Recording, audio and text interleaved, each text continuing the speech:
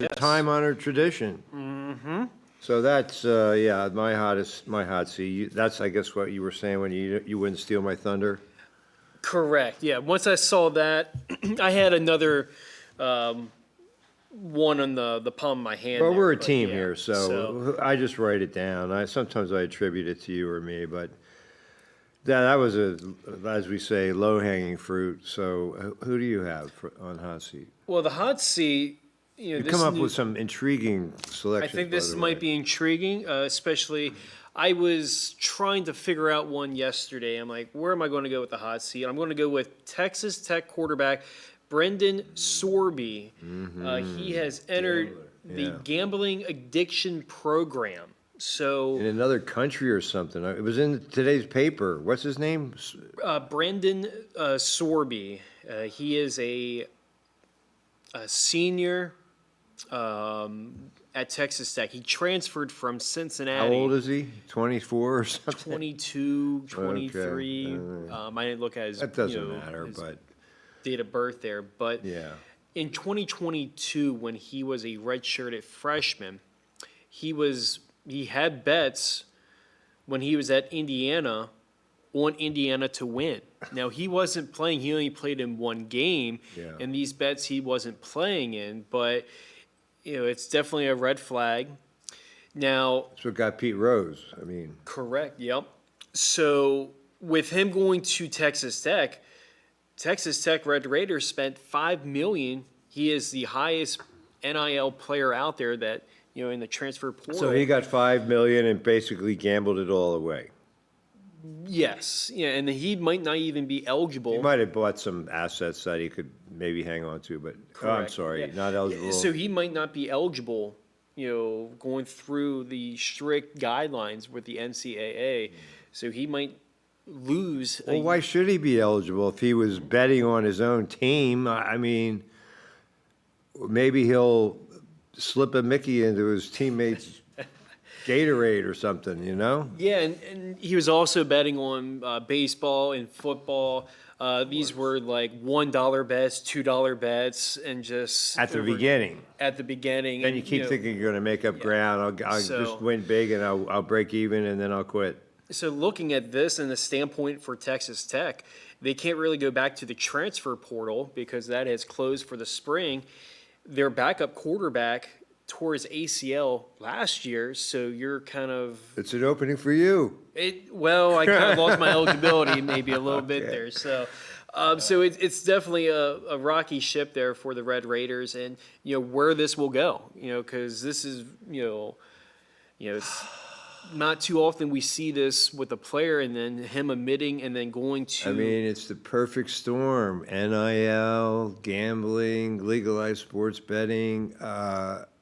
We weren't seeing You this. could have predicted yeah. this was going to be a disaster. Mm-hmm. It wasn't out of the realm, that's for sure. So that was my hot seat there, and I couldn't pass that up there. And, No, that's a great pick. I read the little blurb. He was up above the fold, up in the top corner of the Gettysburg Times this morning, so fascinating stuff. There's a couple others that could be hot seat, which we'll be talking a little bit, in the baseball realm there. But a little off the grid there. I'll just go with Brendan Sorby. Yeah, So, no, I like it. Okay, so a little positivity. What's your shining star? since I don't have one yet, why don't you go first? I'll go first here. So I'm going to go with the brother connection there at the Zurich Open. It's in teams. Okay, I so didn't know, but go ahead. The Fitzpatrick brothers won the Zurich Open, 31 under. Now the thing with this is they are the 13th set of brothers to win on the PGA Tour, whether it's in doubles or singles and such like that. But with this win, Alex Fitzpatrick has gained 18 months on the PGA. He's got his PGA card, thanks in part with his brother Matt Fitzpatrick. So the brother connection there in New Orleans there. So I was kind of going that direction for Okay. the shining star. I'm going with a couple of NBA teams on the verge of springing an upset.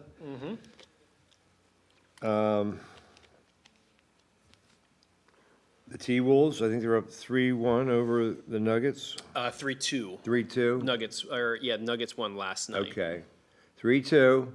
And then the Magic, they're up as well. What's their series? 3-1. 3-1. There's Over the four- Pistons, the top seed. I mean, this doesn't happen every day, and it hasn't happened yet. No, the last time it happened was 2023, and that was Miami, knocking Gentleman's Milwaukee sweep? Bucks. That was a gentleman's sweep there. That yes. was, okay. So the Magic, I mean, they played this, the Sixers played, it was a great game. I watched that playing game, Sixers and Magic, and Magic, they're tough. They're physical. Bankero, and they got Bane. Mm-hmm. He was killing the Sixers. He kind of reminded me of Brunson. You know, he can really take over an offense down the stretch. But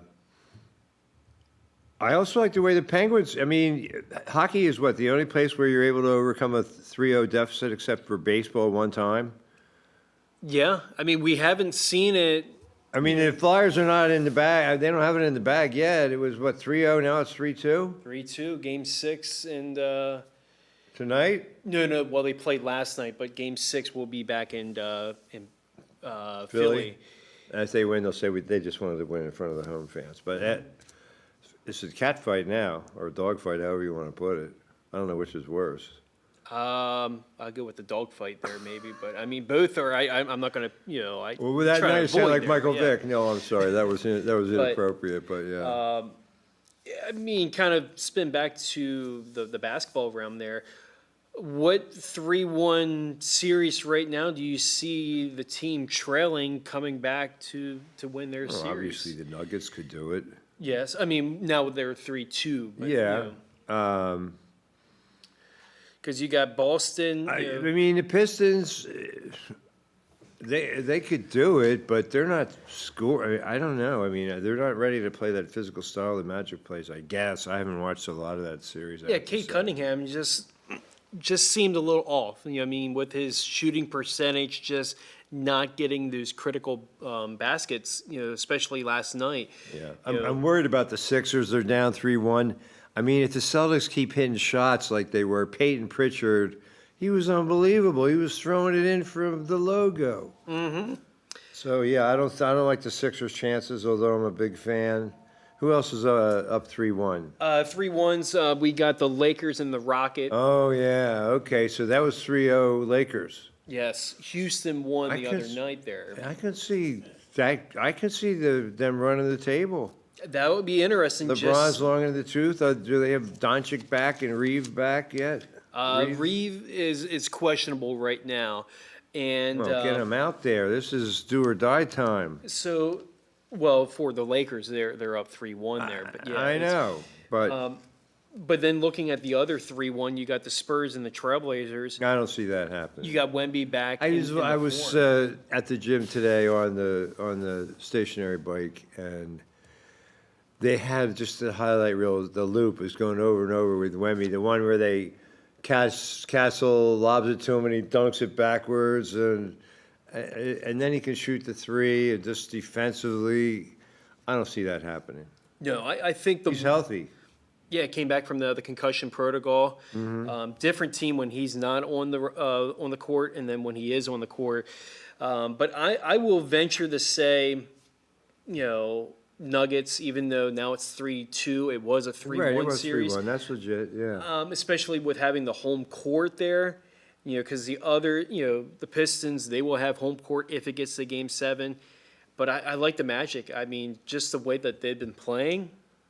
Yeah, It's- and the league is sprinkled with dookies. Like Denard, hasn't he been really effective for the Lakers? I know I'm bouncing Oh, no, around that's- here, yeah. but and I'm trying to think. Well, the Magic they have a couple of dookies. They have, I think Lively's hurt, or is he on the other Florida team? But Wendell Carter Jr., he's a dookie. Yeah. So we'll see. Powell's, a dookie, with the Magic. It starts with the last name B for the Magic. Pablo Banchero. Yes, yeah, right. Yeah, exactly. We were talking about him just a minute ago. So then you look at the series that are 2-2. I mean, tonight we got, the Knicks and the Hawk. Yeah, I mean, is Quinn Snyder still the coach of the Hawks? Yes. And he's a Dookie, but he's a real cerebral type coach. So, have you watched the Hawks much this year? I don't really. Here and there, nothing. I mean, they got a lot of names that aren't everyday names in the NBA, but they're 2-2. So I guess Game 5 is in New York. Yes, I got the games tonight wise. Let me scroll who's playing down tonight? here. We got. No series is over yet. Is that correct? There's one series that's over. That is OKC. They that's swept. right. Yeah. No gentleman's sweep or anything like that. There, no, they took care of 4-0. the They're Sun there. tough. They're tough out. But the games tonight, we got Philly and Boston, Portland, San Antonio. That's your 3-1s, and then Atlanta and New York is your series that is 2-2. So Joel Embiid came back Game 4 against the Celtics. He had a great game, but I mean, some fans will say, well, they did better without him. But I don't buy that. But yeah, I mean, like I said, if the Celtics, the only reason the Sixers won Game 2 is because the Celtics went cold. They can, a team can go cold. It just happens. Individual players can go cold because VJ Edgecombe, he's cold right now. He can get hot. So, yeah, I mean, Sixers going to be loose. They're playing with house money just to get there and get this far. So they were terrible last year. But we'll see. Maybe. then Go ahead. the other series that we have is the the Cavs and the Raptors. So 2-2. that's 2-2, and that's you got Game 5 in Toronto. Yeah. So Good backcourt, Harden and Donovan Mitchell, but they split. So how do you figure that? I mean, how do you even explain that? I mean, just the way that series is going back and forth, I wouldn't be shocked if that goes 7 games. And then, you're just kind of seeing, if the Magic pulls off that upset against, Detroit, the 8-seeded Magic will be playing the 4-5 matchup of the Cavs and the Raptors. So, It could you're go kind of even avoiding, further. you're avoiding playing, Boston and, the Knicks and all that there. Yeah. So, The Raptors have a Dookie, R.J. Barnett. so The Cavs, I don't know. it's all, the only team that we know that's in the next round is the Thunder. Everything else is, out in the open. Yeah. I mean, we could have 2 teams kind of punching their ticket to Celtics the, to clinch the conference tonight. semis. Come on, Sixers, win tonight. How about it? Yeah, Do we have a call? I think we do, yeah. Welcome to Sports Chat. Hello. Uh-oh. It sounds like the transfer portal. I don't know. Can you hear me? Yes. Welcome to Sports Chat. Hey, Jeff. Yes. I've been wanting the last several times to call you to ask you about a certain individual, and it's just so ironic that when I got the Gettysburg Times paper, I thought you did a wonderful job on the write-up on Roy. Oh, thank you. Thank you, Carl. Yeah, it was all heartfelt. I could have gone on and on, but there were space limits. I might do a part 2 sometime. That's a possibility, so. I give you, and that write-up is just wonderful. I give you an A+, Jeff. Thank you, Carl. You're very kind. And I watched, I mean, it was last Tuesday night, from February 25th, 1994, I heard his voice. Yeah, well, we pulled that game, especially in memory of Roy, and I'm sure we'll be playing it again, if not again tonight. I saw his family prior to the service on Saturday, and they were very appreciative. Get to see Roy on Round Ball anytime you want. Just go to the website. You know, he lives on just like he's now. He lives on. That's right. You know, people live on. That's when I sell sponsorships, I say it's a form of video immortality because the ads are woven into the telecast. Hey, Jeff, me I'm and a you weaver. go way back since the beginning, the late 80s. Yes, we You do. know, we lost a lot of our buddies from John know. Cannon to Pierre Pierre Fontaine. Fontaine. Yeah. Jim Dooley, You know, just a lot of people we've lost along the way. I know. You know, hopefully me and you can hit 100. Ah, that would be great, Carl. It's just keep moving, just take it a day at a time, and but don't hang up. I'm not trying to get rid of you. Go ahead. Hey Jeff, look, did you get the Sunday Patriot read on the spring prep football game? Yeah, I did. I read about it. They talk about the Iowa State players, and then the guys that are back from Penn State, and I guess they got a receiver from Ohio State. I mean, you seem very upbeat. Do you agree? Yeah. Hey Jeff, I know it's too early to talk about football, but you know, at the beginning of July, I count the days down. I am really excited for Louisville's season coming up in Penn State because they both got a favorable schedule. Yeah. Well, isn't there football? Isn't it, what is this called? United Football League or something? UFL, United Football League there. Okay. All right. Yeah, UFL. Jeff, Go ahead. I hate it. Don't give me heartburn. I don't not watch that. I don't either. I mean, isn't there enough football? But some people must watch it, or they wouldn't get it on TV. I haven't watched too much of it, but it's, you know. I mean, yeah. Well, if you love football, I guess you'll watch it. But I don't love it that much. You know, I like whatever season it is. It's baseball season now. It's racing. Yeah. You know, I like when that time comes. I don't want something to get old. You know, I mean, I don't know. You got your football fanatics, right? That need it 24/7. I can't watch it. I think it's garbage. I just was flipping through the channels. It was kind of an oh no, I don't want to watch this. I agree with you. So, what about? I know I'm not a draft Nick. I don't follow all 4 rounds of the NFL draft glued to the tube, but I do read about the coverage of the draft, and I'm an Eagles fan. It sounds like the Eagles did pretty well in the draft. What do you think? I thought they did, or they got the tight end. Yeah, Sowers out of Vanderbilt. Yeah. Tavia, the quarterback, he was pretty good. So the Eagles get their tight end, and Louisville gets their wide receiver, Trey Richardson. So I guess, you know, so I would imagine Vanderbilt's offense is going to be down this year. Yeah. And their quarterback, I think he got signed by somebody, Vanderbilt's quarterback. The Ravens and the mini camps and all that there. Now, So Corey, Miller Moss, Louisville's quarterback, I thought he was okay. You know, so I think he didn't get drafted, but the Chicago Bears picked him up, I would assume, as a free agent if he had the chance to make the team. yeah, just like other teams out there, they sign quarterbacks for their either practice squad or they get film on them and they go to another team and such there. But What about Ole Miss's quarterback? What happens to him? I think he's staying with Ole Miss. Did they give him another year? It sounded like he won his case there, but yeah. Doggone it, Chris.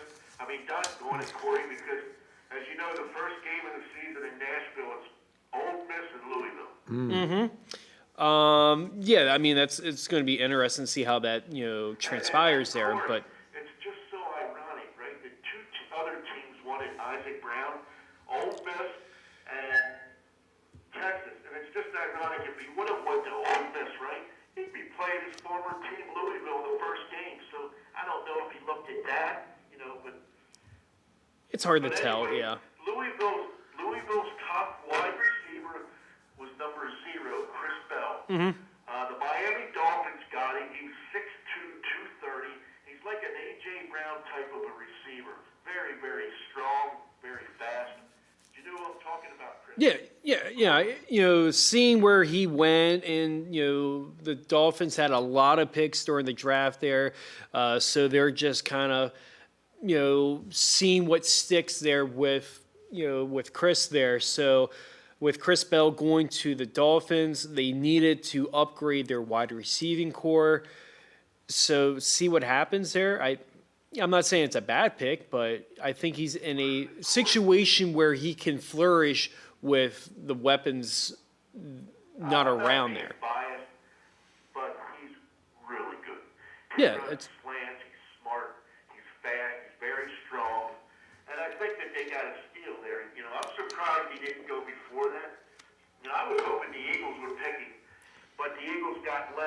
I like the highlight reel I saw of this kid, Lemon. Go ahead, talk about him, Carl, sorry. He got the Biletnikoff Award, didn't he? Yeah. Yes, he did, from USC. And Yes, and me and you, Jeff, we go way back. We know who Fred Biletnikoff is, number 25.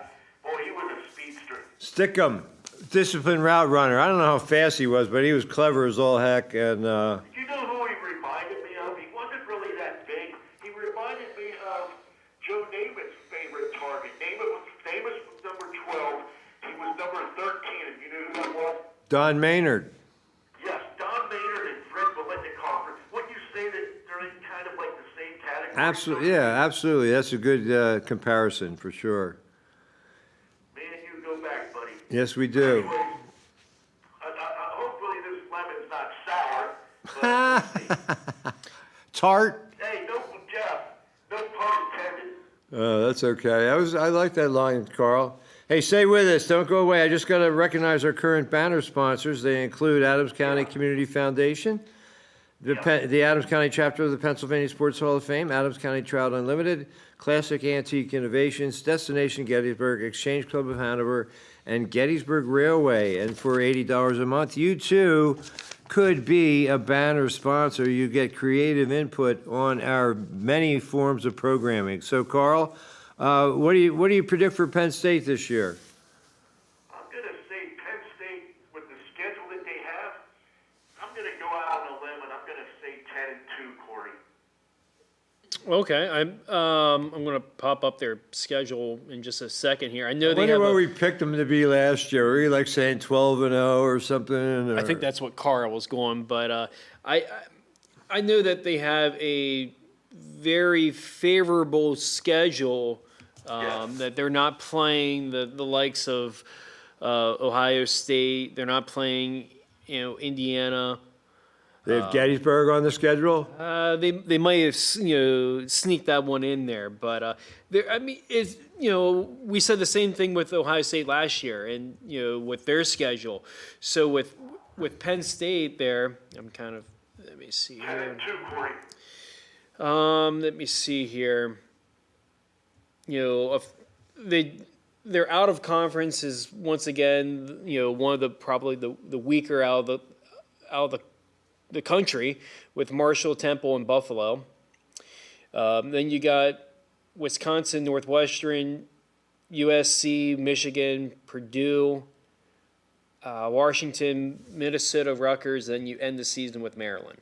Where's There's the Michigan game? that is at Michigan, that is in Ann Arbor. That's one of the two losses that I think they mess up somewhere else. It's possible that they could finish 11-1 because this Rocco, from what I'm reading, I think that they possibly could, but I just don't trust Michigan at the big house. Yeah. So I'm going to say 10-2, and I think that Louisville also finishes 10-2. I'm going to say 11-1 for Penn State. Corey, what's your prediction? I'm going to go 9-3. Okay. I can see a loss with USC, Michigan, and then I can see them, maybe stubbing their toe against the Huskies and Washington. It wouldn't shock me with those three. Basically, you're saying is that if Franklin would have stayed, it would have been the same record. They could get 10 wins, but looking at this, I mean I'll say it again. They're out of conference is very weak. They're in conference. They're not playing the likes of Ohio State, Indiana. So they weren't prepared Oregon. for that midpoint of their schedule after they Yep. went 3-0 over some patty cakes. Go ahead, Carl. What do you think that Louisville's going to finish? I'd say 10-2. I think that they lose to Mississippi, and then I think somewhere else down the line they'll lose another game.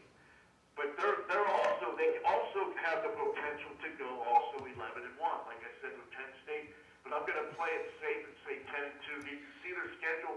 Yeah, I mean, we talked about that a little bit ago, a few weeks ago, with them starting with Ole Miss, and then they got Villanova. So that you should handle business with that there. But the way that the ACC is, you don't know what to expect with Georgia Tech, getting a different quarterback there. Early prediction. I have them losing to Ole Miss, them beating Villanova. I'll go 9-3 as well. I see them probably losing, the first game of the season, and then, maybe the likes of NC State or, maybe Pitt or something at the end of the season there. But it's so hard to look at that, compared to other conferences and all that there. So. I know, it's kind of not too fair to ask you those questions because it's way too early. Their out of conference is a little bit better than what Penn State is, but they're still playing a FCS of Villanova, but you're playing Ole Miss, so that kind of evens that out a little bit there. And then I don't know why they put Villanova on there. I really don't. It's probably just a money game, yeah, money like a game guaranteed or such win. there. A money game for Villanova. Mm-hmm. They're expected to go in and take a dive. Yes. What do you think overall? I've told my friends, I don't think these players that came into the draft this year were really standout players compared to past. I thought not very many big names. You get that from. Another thing I wanted to say, I don't know about Fernando Mendoza. Is it a friendly, is it one and done thing? He comes to Indiana from California. Is it there's still some speculation here. My friend said he's not very good when receivers go and slant across the middle. He's not good with those mechanics. He still has a lot to work on. So there's still kind of doubt there, Corey, about Mendoza. Well, you look at this draft class; it was on the weaker side. You only had two quarterbacks taken in the first round, and Ty Simpson being kind of a reach with the Rams, and they were looking at their successor with Stafford. So you look at that, and Mendoza was the slam dunk. The Raiders needed a quarterback. So you look at that, you go best available quarterback, and that's Mendoza. Now, if you look at next year's draft, with Manny and so many other quarterbacks that are higher caliber, does Mendoza go number one? Probably not. But you look at what he did all of last year, and he kind of banked it, and that's why he was the number one pick and the Heisman winner. So He doesn't look tough, but he's tough. yeah, especially looking at the championship game. Yeah. Okay, 1 year with Indiana, 2 years with California was kind of, so you don't know if it was like a friendly portal saying, and just, I read a lot of writers on Mendoza, and there's still some question marks there. Like my friend, also like I was telling you earlier, very good, it's slant,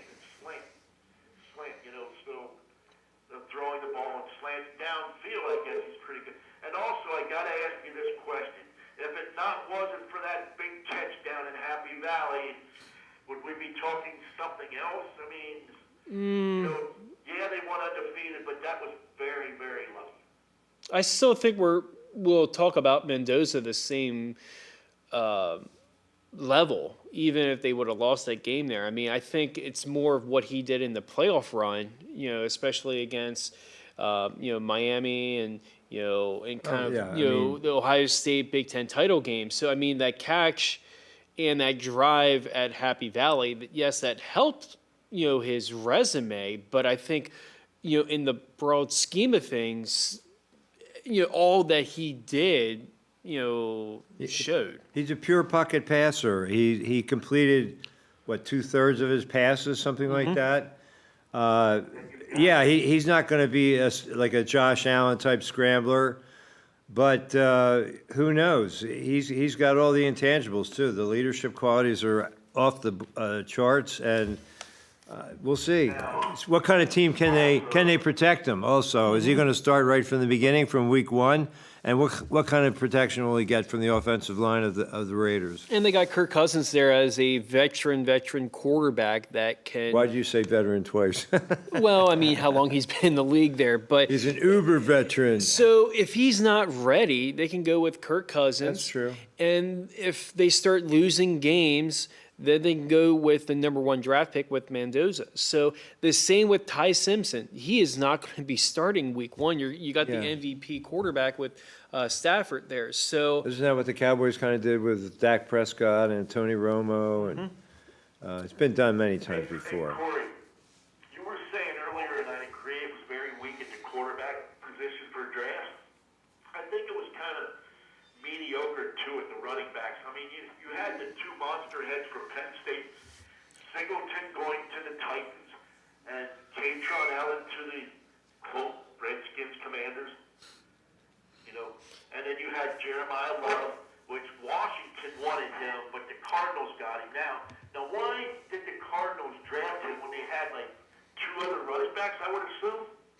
yeah, they got Tyler Algier from free agency there, but they went best available, and at 3, I thought they were going to go a different route, but I wouldn't agree with him going to Arizona, in the long run, but that's what they need. They needed kind of a home run running back, but the thing with Arizona is, are they going to have a good offensive line to help Jeremiah Love there? Yeah, like Jean T's experience at the Raiders, he didn't have much of a line, and it looked like he had no ability, but it all hinges on the line. Absolutely. Now, Jeff, in the mock draft or whatever, my friend, a lot of people, Eagle fans I talk to, as you win games in the trenches. I was hoping that they would get that big man from Alabama, which they didn't.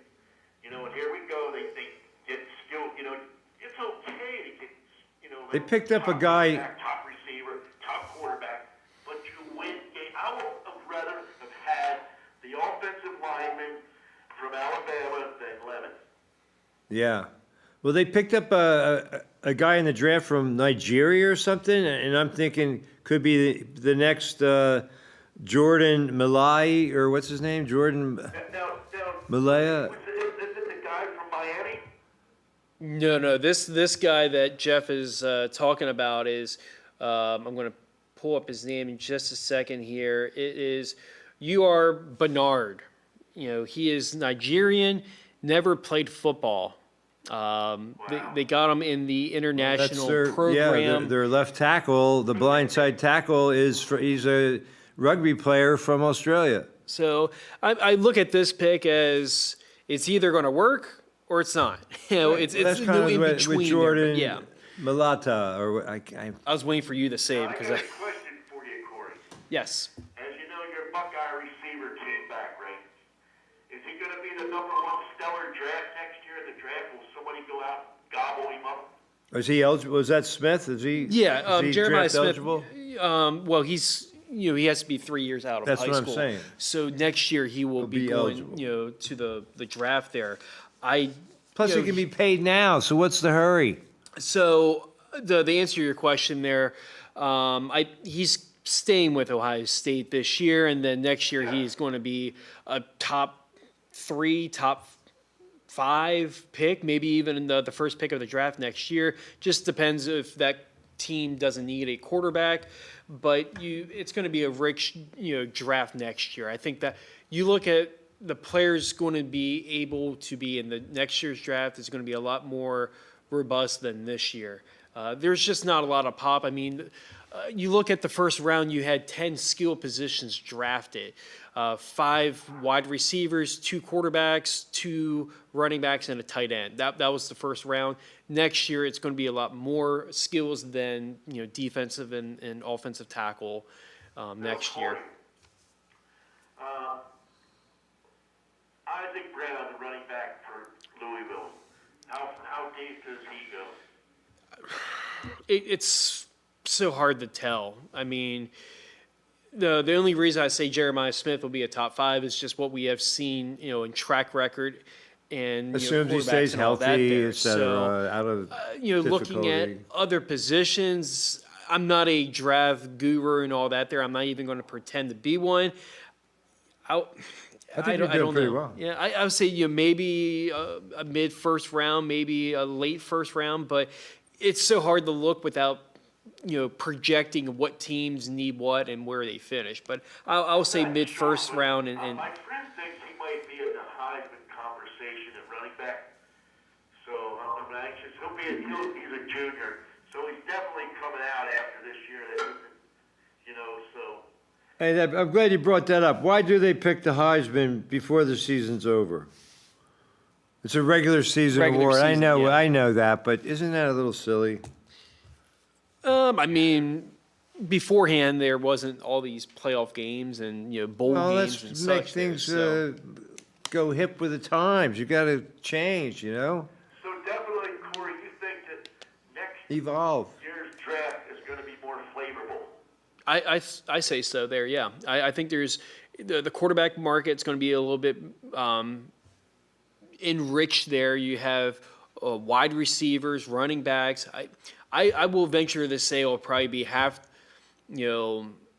of round one will be more of the skill positions. I think 15, 16 players will be, your quarterbacks, running backs. Yeah, a lot of tight ends. linemen in this draft, it seemed like. Go ahead. Keep Oh, that going. was my ending, my thought there, yeah. Yeah, so, like I said, go ahead, Carl. I thought Washington did really good, though. They got the ex-Buckeye linebacker, Sonny Styles. Tough. Good one. Yeah, I was kind of surprised at just seeing how that round was going and how they, it kind of fell in their lap, with Sonny there. So I think that's a great pick. And then with Caleb Downs going to the Cowboys and they traded up one pick, a lot of people were saying, why did the Cowboys trade one pick with the Dolphins? And I look at it because Didn't they trade with the Eagles too? in the Eagles later on in the first round there. So They got a couple of, I look at Third that round as Dallas wanted their guy, and they felt like Miami was going to trade out of that position, and if they trade out, that other team was going to take the player that Dallas wanted with Caleb Downs. So, it's all sometimes just moving up one position means a lot. So, see what happens there. hey, go ahead, Carl. Ex-Nittany Lion quarterback Drew Howard to the steel curtain. Yeah. He could learn under Aaron Rodgers. I don't think he's as bad as people claim he is. I think he's got a lot of ability. As me and Jeff know the history of Penn State quarterbacks, I just thought that Drew Howard was another, just what his name is, but Christian Hackenberg. I can't think. Anthony Morelli. Okay.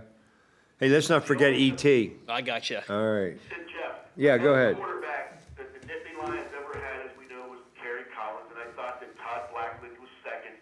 And then I thought their third best quarterback that they ever had was in the 70s.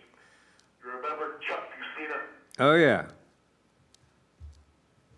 For But sure. They just never, Penn State can just never get these elite quarterbacks. I know. So, what do they have to do? They have to go in the portal and get this Rocco guy.